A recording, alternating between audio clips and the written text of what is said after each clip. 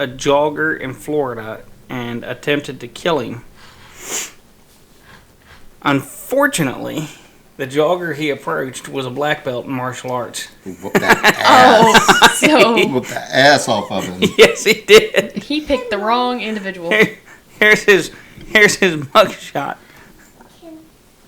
Look at that, tore the ass off of him. Jeez. Well, you know, kind of reminded you. Remember that video they showed us in the academy when they were teaching us, like, hopefully they showed you, when they were teaching us defensive tactics, and they showed that one video after they taught you how to use the brachial plexus stun. Oh, yeah. And that martial arts dude's out in the parking lot, and this guy keeps screwing with him, coming up, trying to hit him, and he just slaps him right across the neck. Just completely locks the whole just, upper body up. Dude just folds up like a wet noodle. I watched Petrie do that one time. Oh, to somebody in class that wasn't paying any attention, and freaking brachial stunned him into a nap. All right, well, you two can talk about hurting people another time. Welcome back to The Wash, guys. I'm your host, Tori, and now it's y'all's turn. What's going on, Egg? I'm Justin, COO, Blue Line Pressure Washing. Eddie, CEO, Blue Line Pressure Washing, and Tori, we don't talk about hurting people. That's what you were talking about. All the time. All the time. Subduing the threat.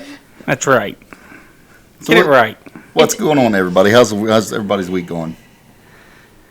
Well, I don't know. I live with him, so, I mean...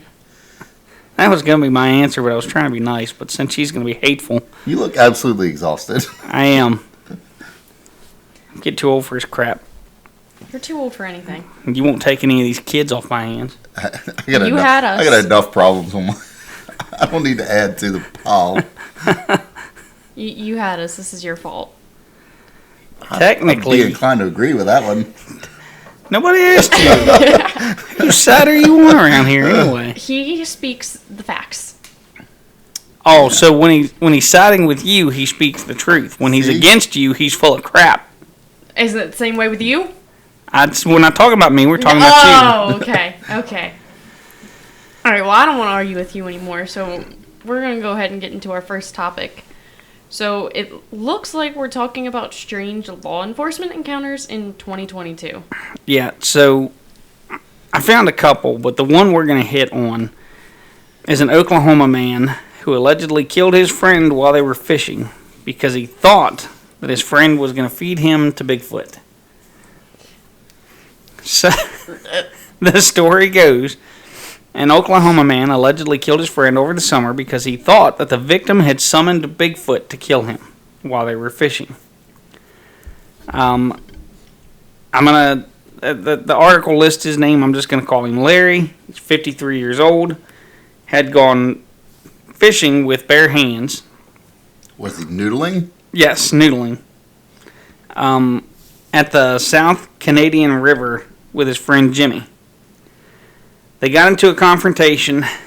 Larry struck Jimmy and strangled him. The statement that he delivered to the authorities in Oklahoma was that he believed Jimmy was trying to get away from him so that Sasquatch could eat Larry. So he refused to let his friend get away because he didn't want to get eaten by Bigfoot. So they don't go into too much more detail other than that, but I'm assuming. Could you imagine?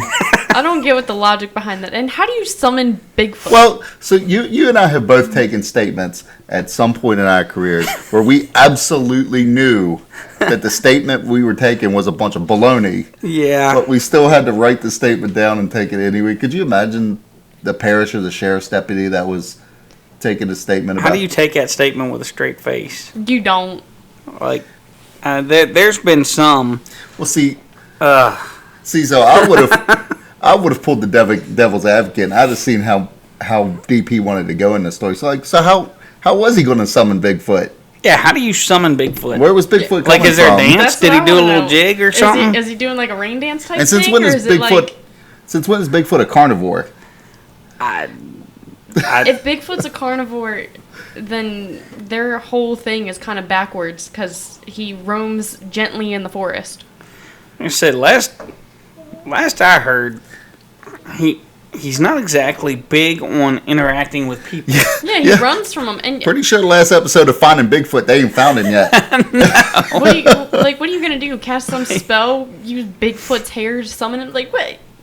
I don't know. It does remind me of a time we went back. You remember the old quarry off of South Street? Oh, yeah. You have to walk about a quarter mile through the woods, and then it's very eerie how it just opens up where this quarry used to be.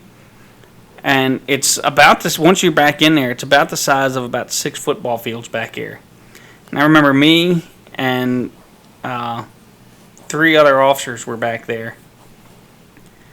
We were looking for there was homeless camps that were set up back there, and we were looking for one guy in particular that we knew was staying in that camp who had just robbed somebody. And we were back here looking, and off in the distance, in the other side of the wood line, we could see these eyes glowing, looking at us. So it was wolf or coyote, something back here. Something that didn't like you. And we're like, you know what?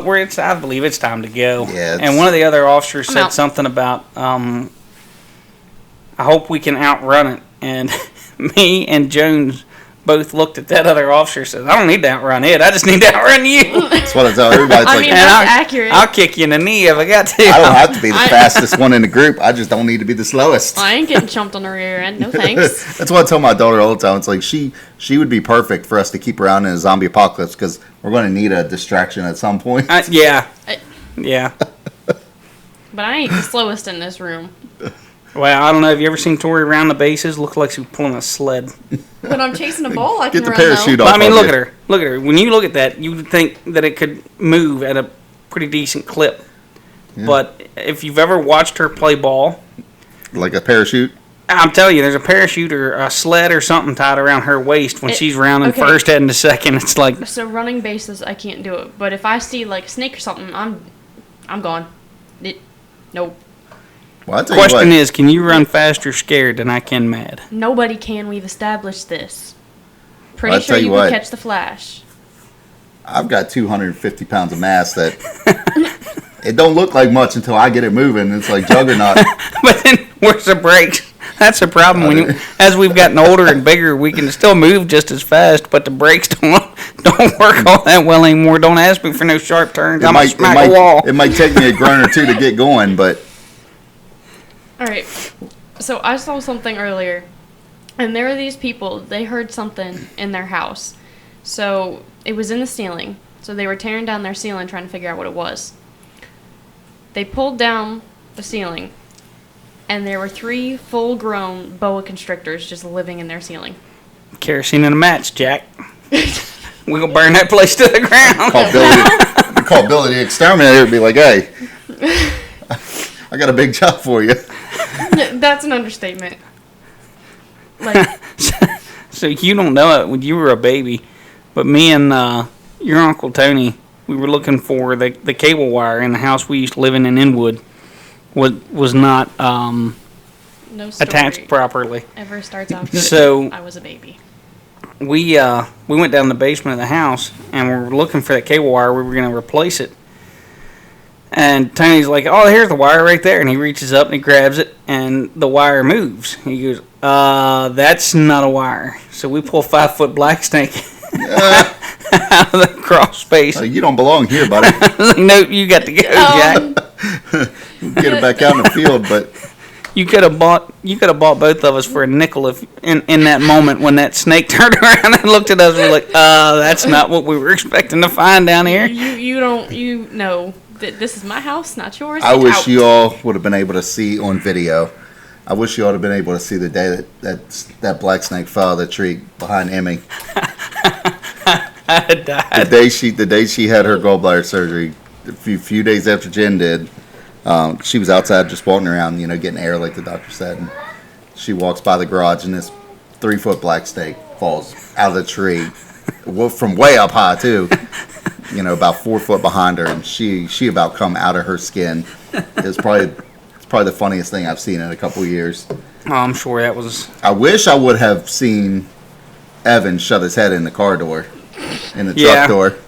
Yeah, Evan. So This boy can't hold on to a pair of sunglasses to save his he's life. he's broken 4 pairs of sunglasses this season. The first pair was because there was a snake at the entrance to the development here where I live, and they had come to get the work truck and go out and do a job. So Evan's got his head hanging out the door, taking a picture of the snake, and Steven tells him, "Hey, come on, there's a car coming up behind us. We got to go." So, and Evan says it's Steven's fault for not telling him to pull his head back in Why the truck would you not pull your prior head to shutting back the in the door. truck? So Evan goes to shut the door, but forgets to bring his head back in, and gives himself a massive headache by shutting his head in the door. He talks all this talk about being an adult, but can't even remember to pull his head in the truck before he shuts the door. Boy, I tell you what, Yeah. a little bug is his kryptonite. Yes. A little bug, a little spider, a little snake. There will be pictures later on our Facebook page that I took of Evan. He did not know I was taking the pictures since he likes to photobomb everybody while we're trying to do some work, and he's out there playing photographer. Or he's out there posing. Selfie, the selfie king. Oh, jeez. So I've got some pictures of him coming out of some bushes that shows Evan in his natural state when he believes there is even the slightest possibility that a bug may touch him. Those will be on Facebook by the end of the week. That's awesome. What? No, because he tells me that I'm a chicken. But he saw cicada, and what did he do? Oh, he was gone. Cicada touched him at a house. What was it, 2 years ago they were out? Cicada touched him on the arm at a house that we were working on, and the next thing I see is, out of the corner of my eye, is Evan full speed sprinting. And so I stop what I'm doing and I look, and he's gone. He's going down through this field. I don't even think I was that dramatic when one got caught in my hair. Well, the worst part is he ran back to the truck. Cicadas are drawn to vibration. So he gets back to the truck, and what's on the back of the truck? An engine. What's that engine doing? There. Vibrating like crazy. They were all over the truck. That's awesome. That customer was dying right alongside me. So I got a story here out of Maine from the end of June. A Maine woman was bitten by a black bear in her backyard. She was defending her dog, and I guess the bear just kind of jumped up on the fence, and she went out and punched the bear in the face, and the bear bit her. She had to go get a bunch of stitches because she confronted the black bear and punched it in the nose. Like, I wonder why you got bit, because you punched the bear in the face. I get the whole protecting your dog thing, but I don't really think that requires punching. That's called scoop up the dog and hightail it back in the house. Yeah. You don't go up and punch that. It's kind of like DNR one year told me when a bear was loose in town and he wouldn't go back in the woods. He was like, "Well, you got any rubber bullets? Shoot it with that." And I don't.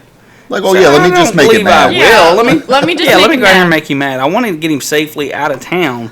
I don't want to get eaten in the process. I'm fairly certain if I shoot that bear with a rubber bullet, I'm gonna make him pretty upset. He wants a snack. I remember. I don't know what holiday it was. Maybe it was Easter.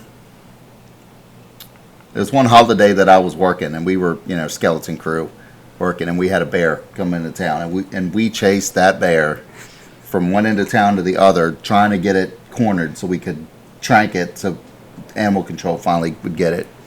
Finally, we were able to chase it all the way across town. So we encountered it like up on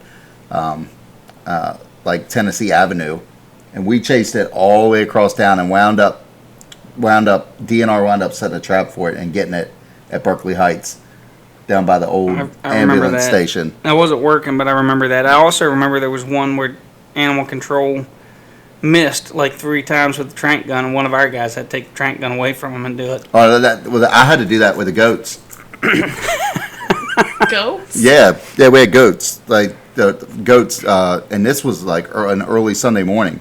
Eddie and I were on shift, and there was the farmer across the field from Walmart on I-81.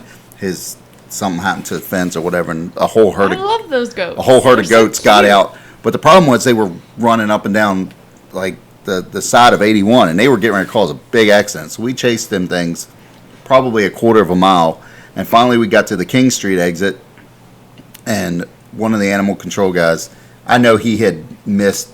We got 3 of the goats so far, but this 4th goat, I know he shot at least 4 darts at this goat and couldn't hit it. And I was worried about. I was half tempted. I was close enough, but I was probably 15 seconds away from tasing this goat, so we could get a hold of it so it wouldn't run out in traffic and get killed and cause an accident.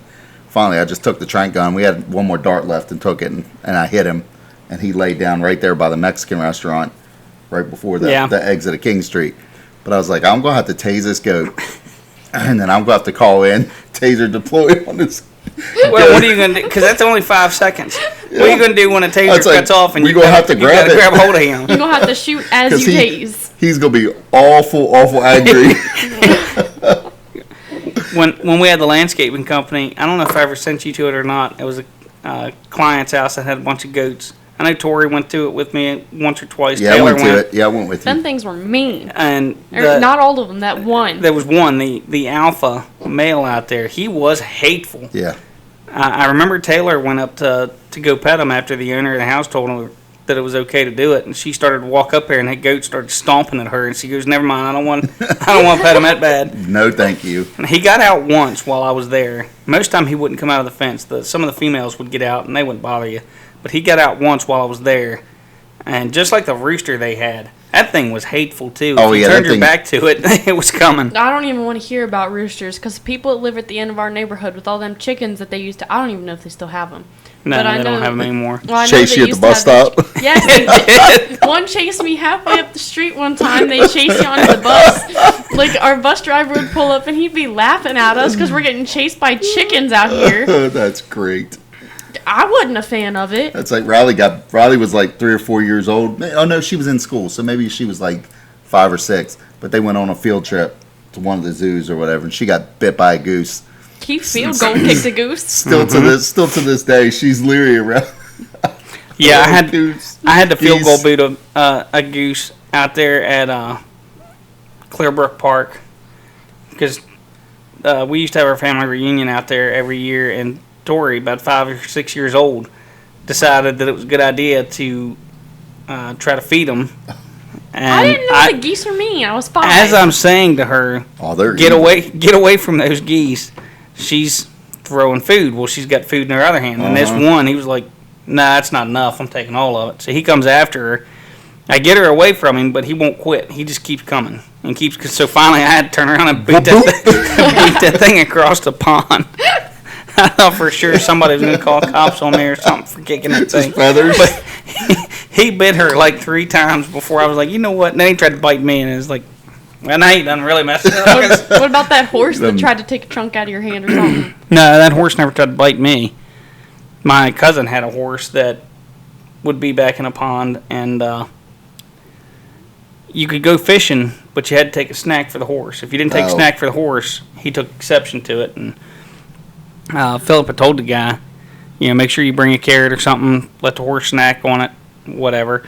The guy didn't do it. Leave you alone. And so the horse, I was splitting wood. I was over there chopping wood for him, and the horse came over. The guy kept shooting it away, and finally the horse just walked up behind him, put his nose in his back, shoved him in the pond. I'd be so bad. I think we're about out of animals to talk about. So we're going to go ahead and move into our current events.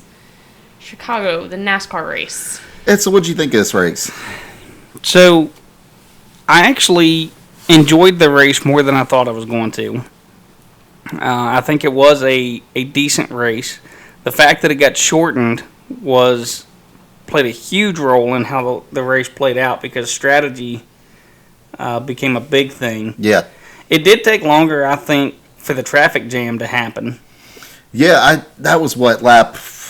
I think it was like lap 70 or 68, something like that. It was close to the end. It was at the end of the second segment, somewhere in there. But yeah, all it took was one person getting sideways and it jammed 25 cars up. Yeah. And then seeing everybody back up, try to go forward. I'll give it to them, though. They did really good at not tearing up equipment when that happened. Like when they first went, I think it was Kevin Harvick, when he first went sideways, I thought, oh God, I thought it was going to be an hurt. I-95 crash. It was just everybody piled on top of everybody. But guys slowed down and checked up and, got out of the way and gave each other room. And I was positive Kevin was fixing to take a door. Oh, yeah. I thought for sure he was going to take a header. But I was actually really surprised at how many people actually spun out or, missed turns, missed braking. Yeah, and in qualifying, Chase Elliott caught that inside wall, just barely clipped that inside wall, and sent him into the outside wall of that one curve, which put him in a backup car. So he finished second, third. Yeah, he finished third after starting at the back. I didn't see what caused.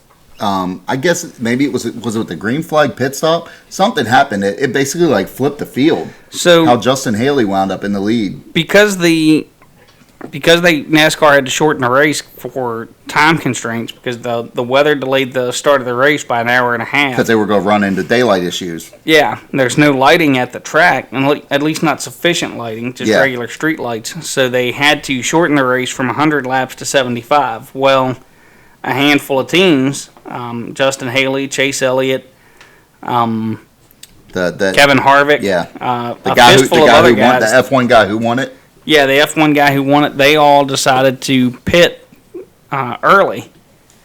And so that was prior to NASCAR announcing that they were going to shorten the race. That explains it. So they pitted early with the anticipation that NASCAR was going to have to shorten the race. And that's how they flipped their track position. They just kind of played the odds then. Yeah. Huh. Yeah, I know.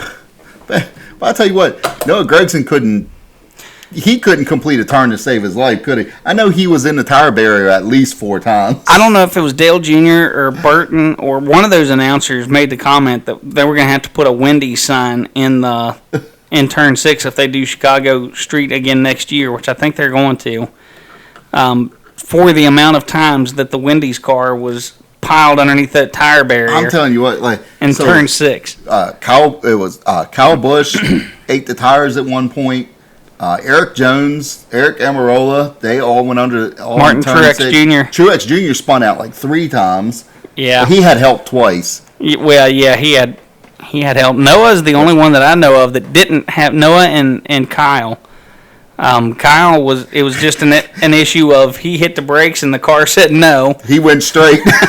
Yeah. That car was not making a left-hand turn. And Noah was just, I don't know if it was something about the line he was taking, but his car in turn 6 just there was some type of infatuation with his car in that tire barrier. Yeah, I don't know how I feel about the street race. I think if we do it again, the turns need to be they need to be wider. Some of the straightaways. The passing zones were. There was literally one passing zone. Yeah. In a 3-mile course, and with these new Cup cars that consistently hold grip and they just drop a gear and go, there was very, very little passing. Outside of the driver who won, whose name I'm not even going to make an attempt at pronouncing, who is used to driving, street courses. That's all the supercars run on the streets. The guys were just. It was almost like a Martinsville. You have to do a bump and run. Yep. But the turns were so narrow that the guys, it appeared to me, to be very hesitant to do that bump and run because they didn't want to put somebody into the wall head first. Yeah. And I would have liked to have seen side-by-side restarts. Yeah, I think that's what was really lacking.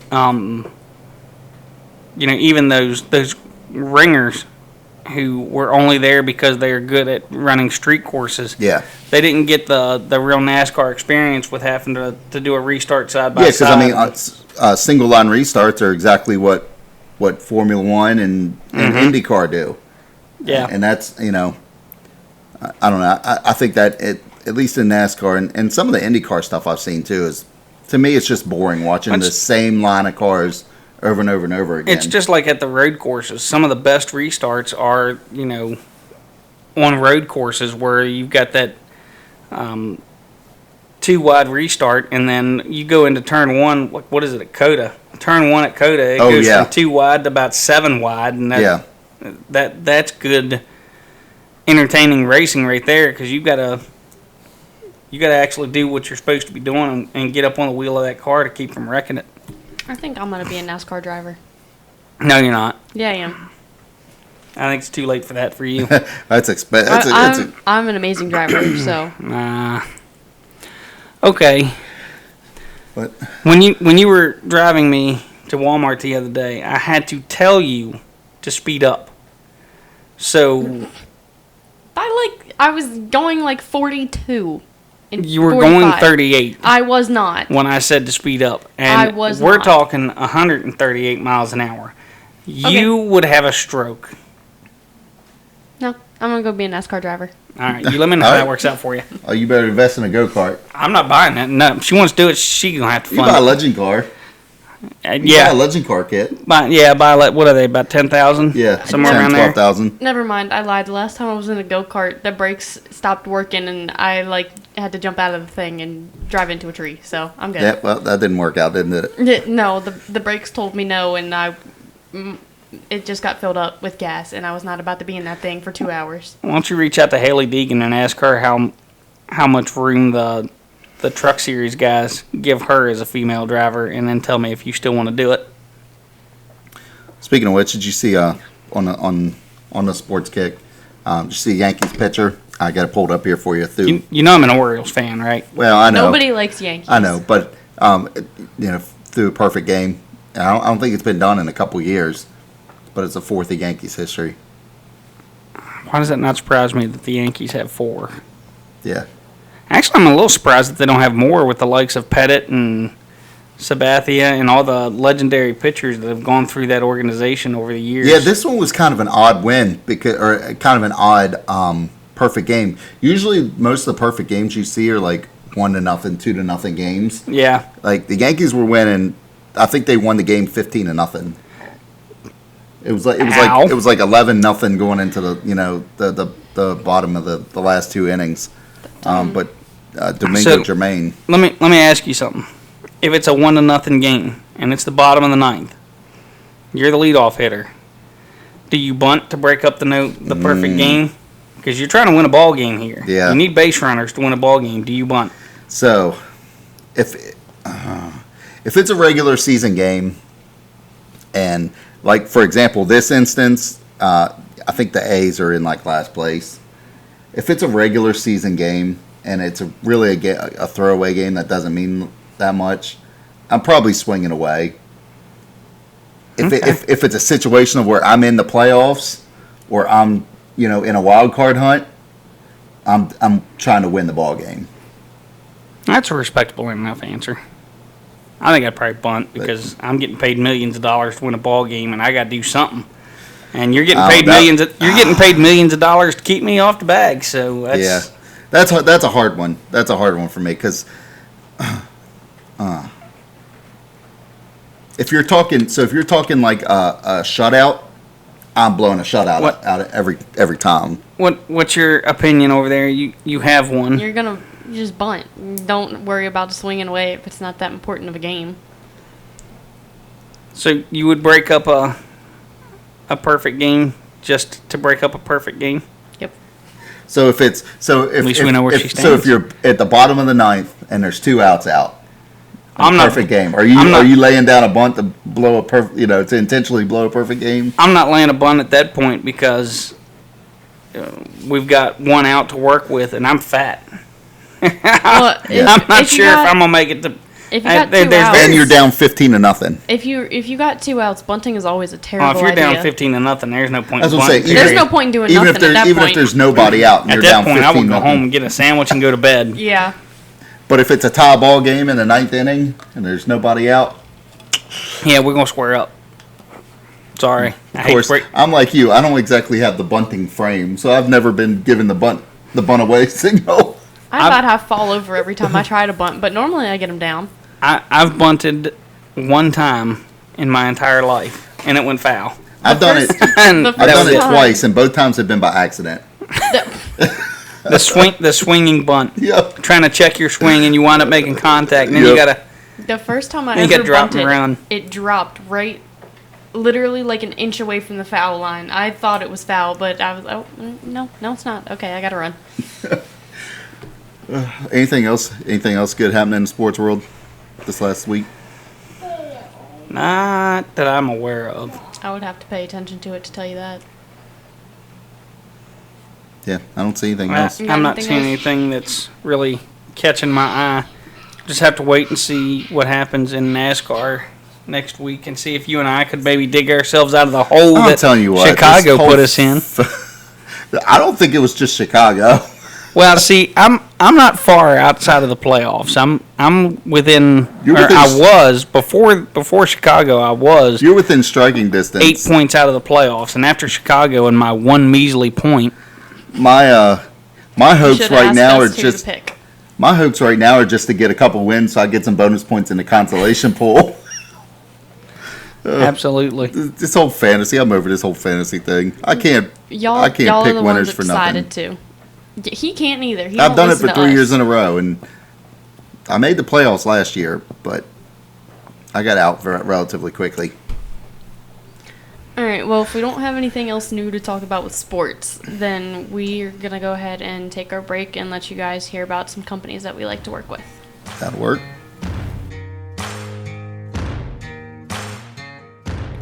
Hey guys, what's going on? This is Eddie with Blue Line Pressure Washing.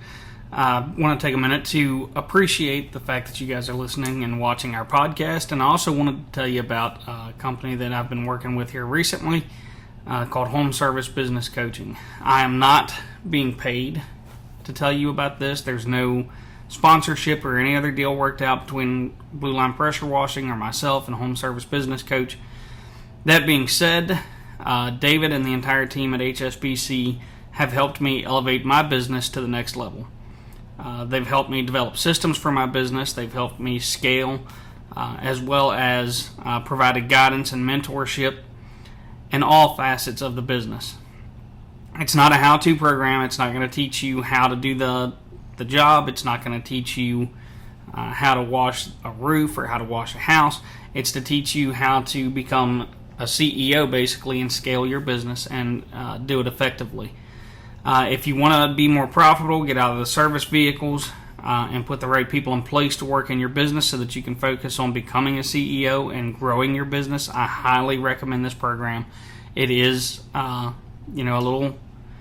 high-ticket item. You get what you pay for, but it is worth it. I've been in the program for several months now. I've scaled my business, grown exponentially since I've been in it, and it's definitely worth it. And Coach David, Landon, Chemo, Jackson, AJ, all top-tier business coaches in sales and helping you scale and figure out what you need to do and helping you clear some of the bottlenecks in your business. So if you want to be like me and stop being in the truck all day and get in the office, surround yourself with a great team of rockstar employees, then you need to surround yourself with a great business coach. And I strongly recommend Home Service Business Coach. Their link will be in the description of the episode on the podcast on YouTube and also on Anchor Podcast. Thanks, guys. Appreciate your time. We'll talk soon. 5 hours and 53 minutes. He has to have a mind to be outside. Have a run? No, you ain't running. You drive it. All right, you two hush up. It's my turn to talk. Oh, I get to ask y'all some questions now. All right, what you got? All right. So my first question is, what is the hardest part of owning your own company? Don't look at me in that tone of voice. Hardest part of owning your own company is probably the paperwork, the organization, trying to keep everything straight, and knowing that all the financial risk is on you. That would be my answer. What about you? I think the hardest part is trying to stay grounded. We got so many good ideas and so many things we want to do and so many things we could do and so many things that could work or possibly work. I think the hardest part, at least for me, is kind of rationalizing and compartmentalizing everything. What is legitimately going to work, what's not. And it's hard shooting down good ideas. It's hard shooting down ideas. It's hard putting stuff on back burners, especially with something you get excited about.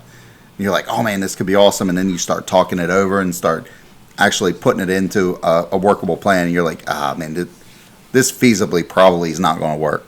Yeah. I think that's the hardest part is keeping each other grounded. Spend all that time working the idea, getting everything squared away. You've got 30, 40 hours worth of research and marketing ideas and all that kind of stuff, and then maybe you realize don't have the money for it. And you feel like, well, it's either financially not feasible or it's not going to be profitable or something. We've only got we don't have the manpower for it, or we don't have the equipment for it. It's something is always. I know it's just barriers and overcoming barriers, but I think that's the hardest part: is getting excited about something and getting the rug pulled out for whatever reason or another. Overcoming the barriers is doable. It's just, is it the right time? Yeah. Is it figuring out when it's the right time to push those barriers? When is it beneficial for the company? It's right now going to be a good time to actually do that. Exactly. Do we have the resources? Do we have the capabilities right now to push? Because we've got a whole notebook full of ideas, full of stuff that we want to do, but there's stuff that just, it's in a 3 to 5 year plan, or it's just not feasibly doable. And then you got to think of other stuff, like maybe you have the manpower and stuff like that, and you can do it, but will it be profitable or anything like that? Well, exactly what we just went through with the shutting down the building side. It's like we had the capability, and now we've got the extra manpower that we could have kept building, but it wasn't being financially feasible for us to continue. All right, I got another question. So if you were going on a road trip with the DC superheroes or villains, which 4 would you take with you? And I can do any combination? Yes, and I've got a guess for you. I'm going to go with you're taking Batman and you're taking Superman. Yeah. On a road trip? I mean, I'd take Batman because he can buy a lot of snacks. So you would take Bruce Wayne? Yeah, He's still Batman. She's not worried about Batman. She's worried I'm about not worried Bruce. about that. I'm worried about the snacks. Well, if it's snacks you're worried about, you take Zatanna and she can get you snacks. She kind of Pull 'em seems out of a hat. annoying, though. I don't know. It depends on which version of Zatanna you wind up getting. The TV shows and movies, and video games have portrayed her in many different ways that. DC or Marvel? You can take some from both. Take them all from one. Doesn't matter. But you got to pick 4. And I wouldn't recommend Hulk. I'm not taking the Flash because you got to stop every 20 minutes feeding. He's like Evan. I know, which is why I'm not doing it. Do you really want Batman and Superman in the car together? Because I'm not taking them together. They are best friends, but they also bicker like I'm not putting them nobody's in the business. back seat. We'll have to turn the car around. I don't know that I'd be the one issuing the if y'all don't stop, I'm gonna turn this car around to them too. I don't think I'd want to do that. I think I'm taking Lex Luthor as one.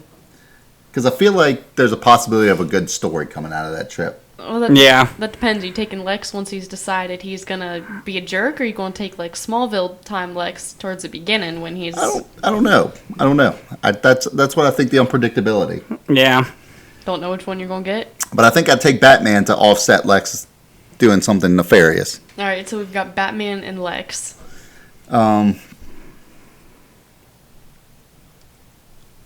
I can see the smoke coming out of their ears. Maybe a Talia al Ghul. I may need to get into places that aren't necessary, or that take some strategery. Yeah. Some strategizing. Yeah. Yeah, and you'd rather deal with Talia than Damien or Roz. Let me think of a I don't fourth. like either of them two.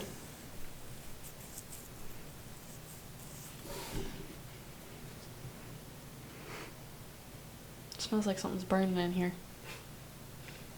That's a good question. So while he's thinking of his 4th, I'm just going to tell you, I'm taking Superman and Green Arrow, and that kind of goes right back into your thing with taking Batman for the snacks. You know that Oliver Queen's gonna buy you some snacks. He's gonna buy you some snacks. At least he better. Maybe the Atom. The Atom. Take Ray Palmer with you in case something breaks. Well, yeah. Because he can pretty much fix anything. You got two money makers. You got Ray and Oliver. See, I was thinking Captain Cold is my fourth.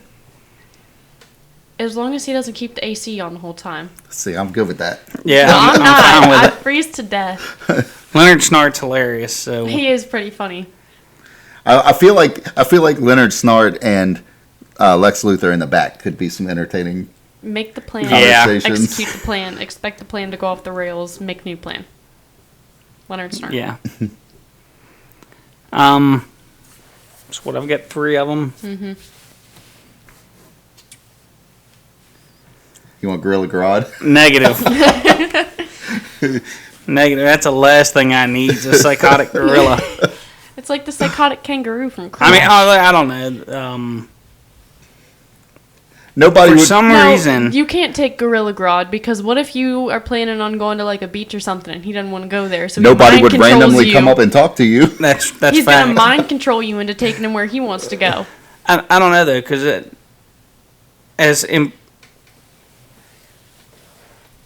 as much as magic affects Superman, Gorilla Grodd's telepathy doesn't. So you don't really have to worry about Grodd's telepathy with Superman around, because Oh, but what if he controls somebody else? You could just take his helmet off. yeah. Yeah, but I. Well, see, I but ain't you gonna have be the one Superman fighting there for as it. the enforcer. So I mean, what? So like you're like, oh, this is our plan. We're going to do this. Grodd doesn't like it. He's trying to change it to Superman. No, you're not. You need a big truck. For I think Grodd, too. Heatwave. Heatwave. I think Heatwave would round out that. He's I grouchy. think Mick's grouchiness and Superman's.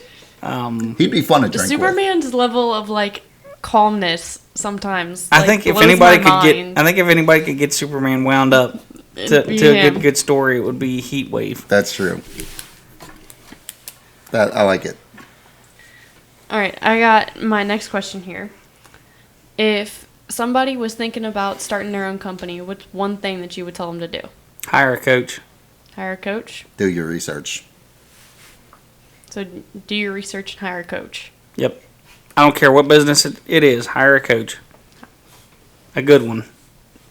And I've got a good one if it's a home service based business, but we'll talk about that later. Yeah, somebody Yeah. who's been there, done that, and has been successful. Anybody can teach, but the true ones that you want to learn from are people who I've done it. have done it and are teaching by example, not just by textbook or something. Yeah. But then, yeah, do your research. People just jump into businesses all the time without thinking. They watch a TikTok video and they're like, oh, yeah, I can make $200 in a week or $5,000 in a month or something, and then they start doing it and then they have no idea what they're really doing. I know people see things about, like, people post videos all the time about owning vending machines and laundromats, and then people are like, I'm going to go do that. Yeah. And just based off the TikToks. Yeah. Yeah, do your research. Don't get in over your head. All right, I can't guarantee this question's going to get answered, so I've got a backup one just in case. All right. Who is your favorite, Steven or Evan? I'm not touching that. We all know you have a favorite. Just like I'm your favorite kid, you got to have a favorite employee. I'm not touching any of those. He's thinking about it. Who's my favorite employee? Me. Just who's your favorite, Steven or Evan? Not employee, because we all Yeah, know it's but- Uncle Justin. It's just like kids though. Yeah, I Like- can't pick a favorite You because think- pick a favorite 'cause everybody's different. Let's be realistic. You think Evan and Steven are actually going to listen to this? yes, They're- Yeah, they better. if they don't, we're gonna have a problem. They better, but I highly doubt they will. So, but here's the problem. You have Evan as good comedic relief, and he's just that. But he says stuff all the time. He does, but he entertains us.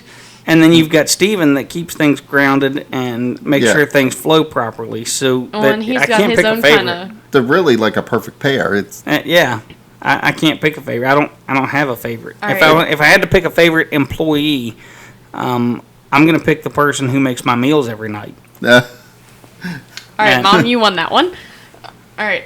Since I can't get Nancy out of y'all for that one, we got your backup one. You're going to need your cell phones for this one. Uh-oh. I can't. My cell phone's up there.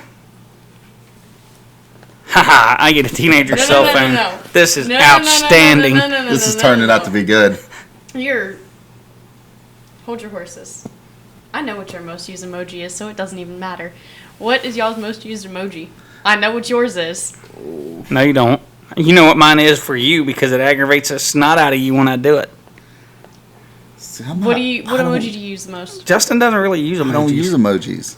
Okay, well I'm talking to you at the moment. What emoji So- do you use the most? Most of the time, it's the crying, laughing face. For you, it's the smiling face with a cowboy hat because it, for some reason, aggravates the snot out of Jen and Tori when I send that. Because every that time you cowboy send it, it's emoji. right after you've done something or said something stupid, like the other day when you called me down here to get your allergy medicine for you. That was literally. hilarious. He was laying in his bed and he had it on his nightstand. His nightstand is literally right here. I've done that. It was for me to that pen away. I could have got it myself, but I I'll didn't be- feel like I'll be- rolling to get to I'll be it. He sitting in didn't the even have to recliner. roll. He was sitting up straight. I'll be sitting in the recliner out in the living room, and the dog will go to the door, and I'll text Riley to come let the dog out. She'll come down and be like, "Really?" Yeah, Or he'll text me from my room and tell me to a get dad him joke. tea I'll send her a refilled. dad joke and then send that cowboy emoji. Hey, Yeah, I really don't use. I use memes a lot more than I do emojis. All right. Do you have a favorite meme? Yeah, so I'll send the little one with the little blonde-headed kid in the car seat in the back, and he's the one who goes, "Oh bullshit, oh bullshit."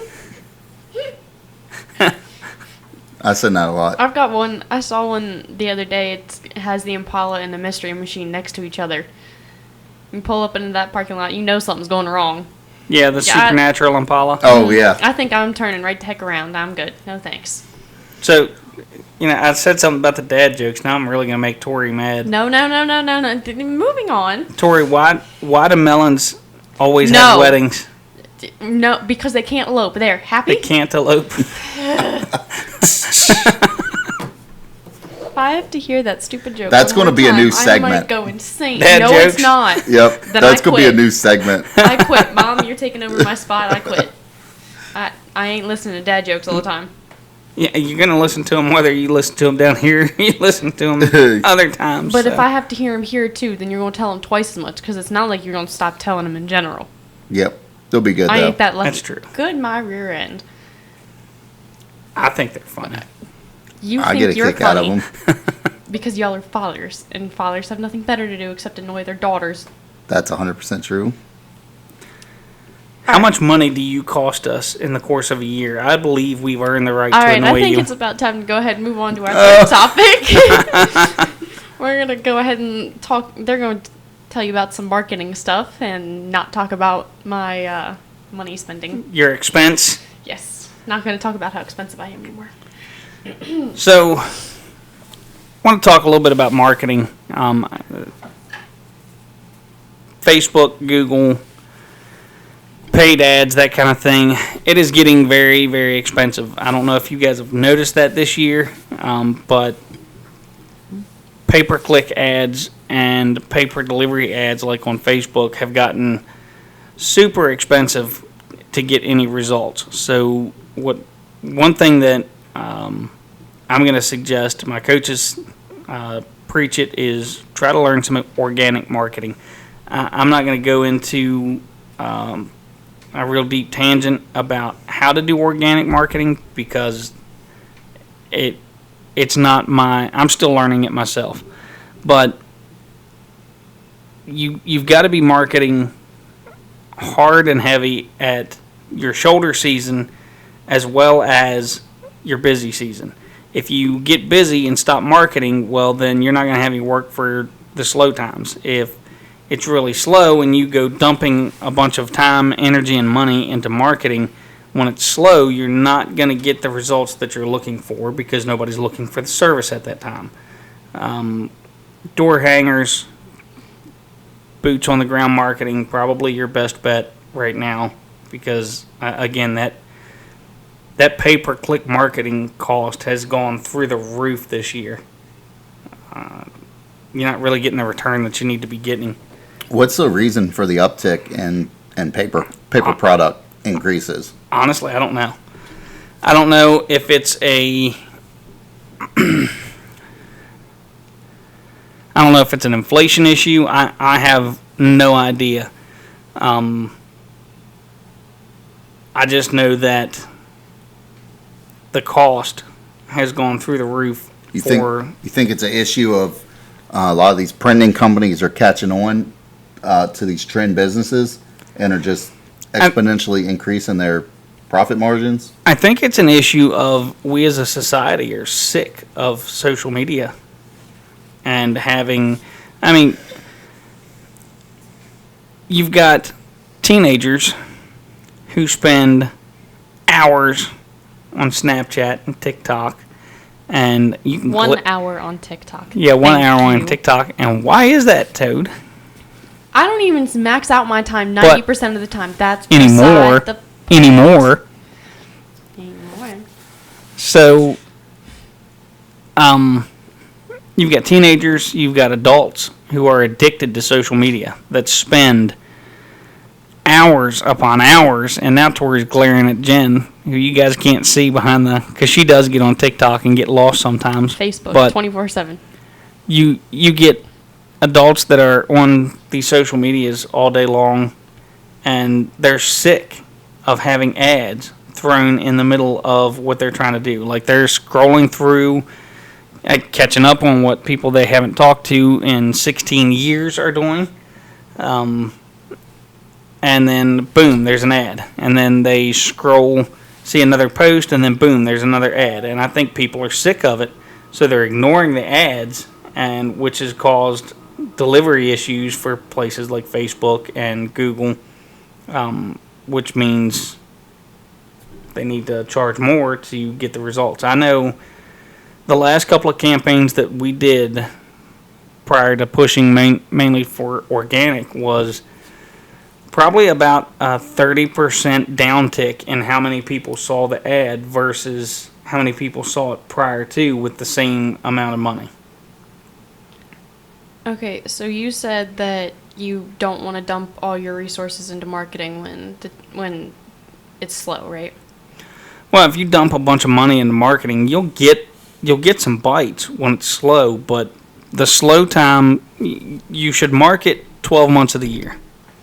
You should market heavily in your busy season and take all those extra jobs and push them back into your shoulder season, into your slower times. Because you're going to get a lot of people you're going to get a lot of customers who are in a hurry and they need it done now. Then you're going to get customers who are not in a hurry, but they just happen to think about it and figured they better get on somebody's schedule before they get too busy. Those customers are more than happy to take a later date. We've got clients that are not scheduled until later in July. We have clients that are looking into August to get on the schedule. So we have one client in particular. She usually likes to get a hold of us and get something set up for a couple of months down the road when she can make sure that her and Molly are not home, which is her dog. Sweet as can be, but she does drive you totally insane if you're outside working on the house and she can't be out there because she barks from the moment you arrive to the moment you leave. Me and the fence remember. So, yeah, I mean, you don't want to dump everything in as far as financially. You want to go hard into marketing all year, though. So, speaking specifically in the pressure washing industry, when is the best time to be marketing heavily? So, at least in this area. Springtime, late winter. Late winter. You want to get your gutter cleanouts going. You want to get your spring cleanings going. Fall, you want to get your gutter cleanouts going. You want to get your fall cleanouts going. Everybody's had all the parties at their houses, or they've had the birthday party or the back to school party or what have you, and their mother-in-law or their mother or their aunt, uncle, their cousin has made some snide comment about how dirty their house is and they need to get their house cleaned, or they don't think about it. So you throw it out there at those times, and that's when you're going to get the most bites for those services. And then for things like Halloween lights, we'll probably start marketing that. What is it? July, so mid-August. Start marketing that, getting people on the schedule for late September, early October to get Halloween lights hung. All right. So, pretty much, certain services are marketed more heavily. Yeah, when the time they're in need. Common sense dictates. Well, I don't have that. I'm aware. But if you're going to own a business, you need to have some. If you don't have any, you're going to have a tough row to hoe. So, common sense dictates that you market certain services in advance of those services needing performed. Or just more of situational awareness. Yes. About what you're doing when you're doing it. All right. So, you guys have anything else specific you want to touch on with marketing? No, I think I've pretty much covered everything that I need to cover on it. Uncle Justin, you have anything? Nope. All right. Well, in that case, we're going to go ahead and take our next break and let you guys hear more from those other companies.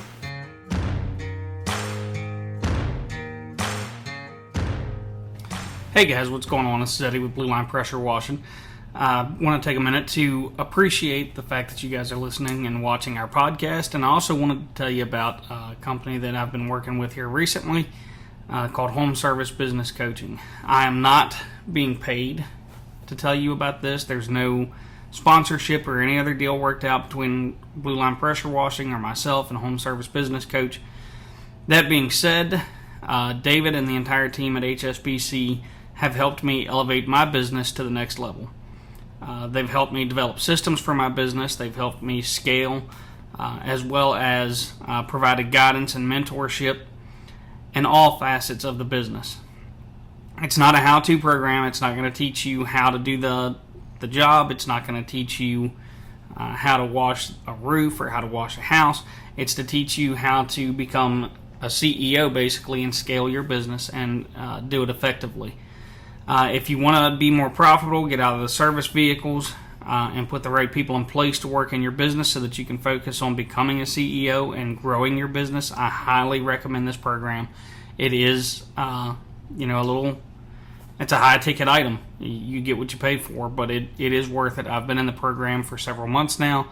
I've scaled my business, grown exponentially since I've been in it, and it's definitely worth it. And Coach David, Landon, Chemo, Jackson, AJ, all top-tier business coaches in sales and helping you scale and figure out what you need to do and helping you clear some of the bottlenecks in your business. So if you want to be like me and stop being in the truck all day and get in the office, surround yourself with a great team of rockstar employees, then you need to surround yourself with a great business coach. And I strongly recommend Home Service Business Coach. Their link will be in the description of the episode on the podcast on YouTube and also on Anchor Podcast.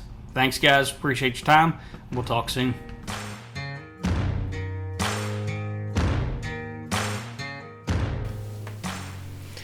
All right, guys. So we're going to go ahead and send you over to my dad and Uncle Justin, and they're going to close us out. So, guys, don't forget to check us out on Facebook and YouTube at Blue Line Pressure Washing. We appreciate you coming today and listening to our podcast, whether you're watching us on YouTube or listening on your favorite podcast app. If you have any questions you want us to answer, drop us a line at justin@bluelinepressurewashingllc.com, or you can leave us a voice message at anchor.fm/bluelinepwllc. If you guys have any anything you like, anything you dislike, anything you want to see, hit us up, leave us a comment. We'll read them, get back to you. If you have any questions, just shoot them at the email address Eddie just said. If anything else, we'll see you next time. Also, keep in mind that all the links for the companies that we've talked about earlier will be here. If you guys want to reach out and talk to them, they'll be on this podcast page on anchor.fm/bluelinepwllc. All right, we'll see you guys. See ya.